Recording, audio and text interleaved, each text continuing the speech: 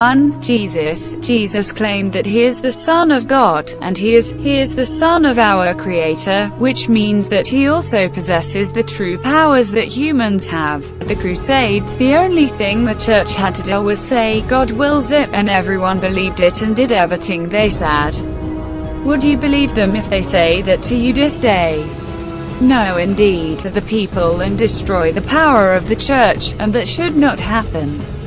And then came they wished to make everybody aware that they were going to conquer the Holy Land. Higher dimensional beings were not so interested in helping us until we crossed the line. The first atomic bomb fell. An atomic bomb also brings damage to other dimensions. That is enough. Hundreds of alien races joined together to help get humanity. At present, we are occupying galactic war for us and this planet. They are also known this day as stars' children, as Starseed. Makes it difficult to keep control and then the invading souls, so now they have to get new and bigger plans, but that's for another video. Hello and welcome to a new video. Today we're talking about part 2 of the true story of Jesus, the Church and aliens, Project Blue Beam. 1. Project Blue Beam. Project Blue Beam is a conspiracy theory that claims that NASA is attempting to implement a New Age religion with the Antichrist at its head and start a new world order via a technologically simulated second coming. The allegations were presented in 1994 by Quebecois journalist and conspiracy theorist Serge Monast, and later published in his book Project Blue Beam. NASA proponents of the theory allege that Monast and another unnamed journalist, who both died of heart attacks in 1996, were in fact assassinated, and that the Canadian government kidnapped Monast's daughter in an effort to dissuade him from investigating Project Blue Beam. The project was apparently supposed to be implemented in 1983. But it didn't happen. It was then set for implementation in 1995 and then 1996. Monast thought Project Blue Beam would be brought to fruition by the year 2000. Really? 2. Structure. Project Blue Beam has all the usual hallmarks of a conspiracy theory. It attempts to shoehorn events that have happened, and are happening, into its predictive framework, particularly with references to films being used to prep people psychologically for the conspiracy's dramatic conclusion. It shows a lack of comprehension of the practical psychology of those who are not paranoid. It plays on fears of alleged advanced technology that most people, including its author, do not understand. The theory itself cobbles together the past conspiracy tropes, starting from paranoia and progressing to technologically implausible plans with motivations that literally do not make any sense.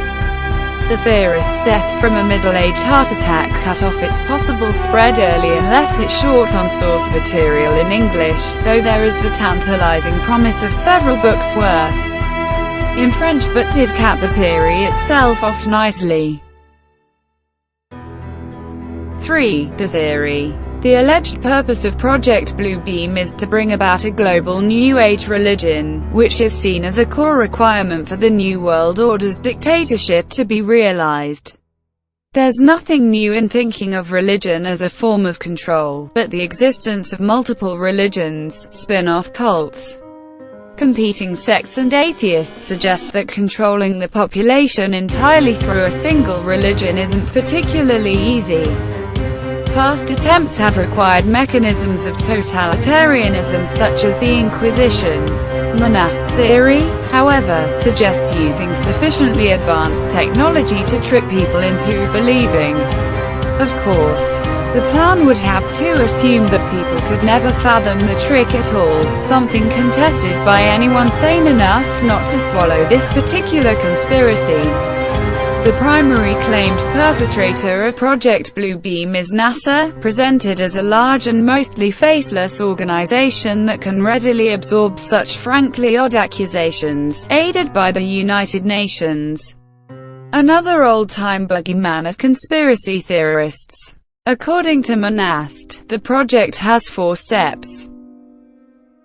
Step 1. Step 1 requires the breakdown of all archaeological knowledge. This will apparently be accomplished by faking earthquakes at precise locations around the planet. Fake, new discoveries at these locations will finally explain to all people the error of all fundamental religious doctrines, specifically Christian and Muslim doctrines. This makes some degree of sense. If you want to usurp a current way of thinking, you need to completely destroy it before putting forward your own. However, religious belief is notoriously resilient to things like facts. The Shroud of Turin is a famous example that is still believed by many to be a genuine Shroud of Jesus, as opposed to the medieval forgery that it has been conclusively shown to be. Prayer studies, too, show how difficult it is to shift religious conviction with mere observational fact. Indeed, many theologians avoid making falsifiable claims or place belief somewhere specifically beyond observation to aid this.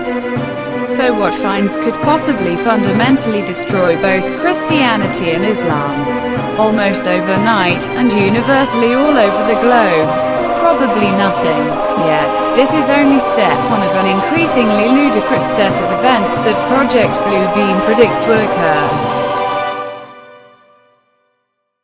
Step 2. Step 2 involves a gigantic space show, wherein 3-dimensional holographic laser projections will be beamed all over the planet, and this is where Bluebeam really takes off. The projections will take the shape of whatever deity is most predominant, and will speak in all languages. At the end of this light show, the gods will all merge into one god, the Antichrist.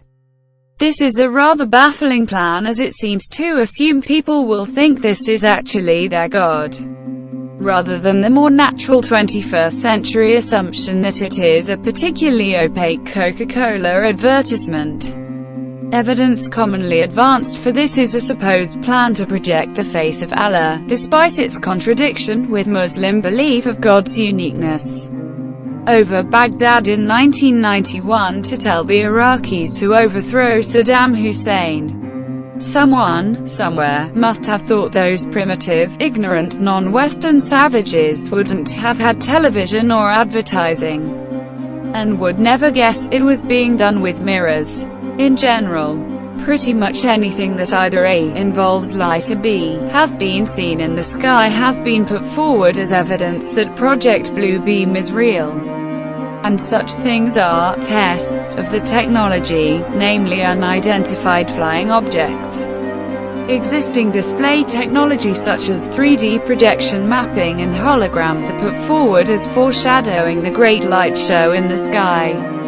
This stage will apparently be accomplished with the aid of a Soviet computer that will be fed with a minute physio-psychological particulars based on their studies of the anatomy and electromechanical composition of the human body, and the studies of the electrical, chemical and biological properties of the human brain, and every human has been allocated a unique radio wavelength. The computers are also capable of inducing suicidal thoughts. The Soviets are, not, were, the New World Order people. Why NASA would use a Soviet computer when the USSR had to import or copy much of its computer technology from the West is not detailed. The second part of Step 2 happens when the holograms result in the dissolution of social and religious order, setting loose millions of programmed religious fanatics through demonic possession on a scale never witnessed before. The United Nations plans to use Beethoven's Ode to Joy as the anthem for the introduction of the New Age One World religion. There is relatively little to debunk in this, the most widely remembered section of the Project Blue Beam conspiracy, as the idea is so infeasible.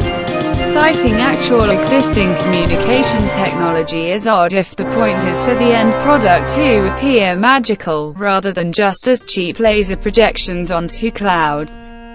This hasn't stopped some very strange conspiracy theories about such things popping up.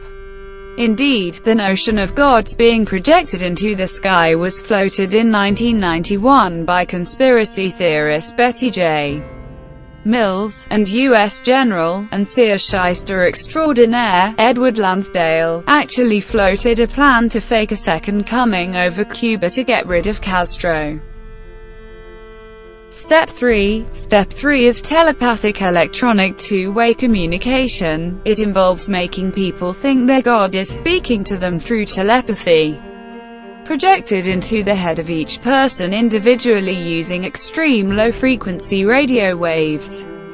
Atheists will presumably hear an absence of Richard Dawkins. The book goes to some lengths to describe how this would be feasible, including a claim that thought projection caused the depressive illness of Michael Dukakis's wife Kitty.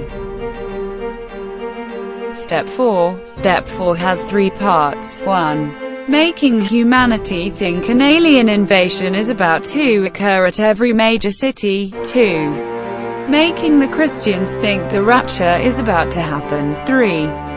A mixture of electronic and supernatural forces, allowing the supernatural forces to travel through fiber optics, coax, power and telephone lines to penetrate all electronic equipment and appliances.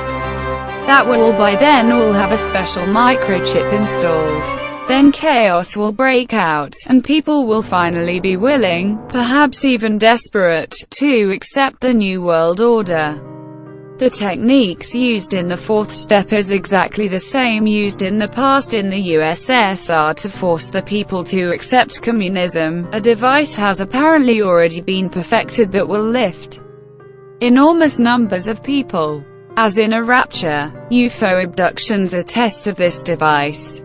Project Blue Beam proponents believe psychological preparations have already been made, Monast having claimed that 2001: A Space Odyssey, Star Wars and the Star Trek series all involve an invasion from space and all nations coming together. The first 2 don't. The third is peaceful contact, and that Jurassic Park propagandizes evolution in order to make people think God's words are lies. 4. The New World Order. According to Monast, the book detailed the theory. In the 1994 lecture, Monast detailed what would happen afterwards. All people will be required to take an oath to Lucifer with a ritual initiation to enter the New World Order. Resistors will be categorized as follows. 1. Christian children will be kept for human sacrifice as sexual slaves. 2. Prisoners to be used in medical experiments. 3. Prisoners to be used as living organ banks. 4. Healthy workers in slave labor camps. 5. Uncertain prisoners in the International Re-Education Center, thence to repent on television and learn to glorify the New World Order. 6. The International Execution Center. 7. An as yet unknown 7th classification. 5. If this project succeeds, they get full control over the world, all humanity will be enslaved and other beings will not have the power to do anything unless you help to make a difference, and warn humanity before it's too late. In the description you will find a link to another video on another channel, where they chow the Tester Blue Beam project. Thanks for watching. Did you enjoy this video and you want more? Then just like and subscribe.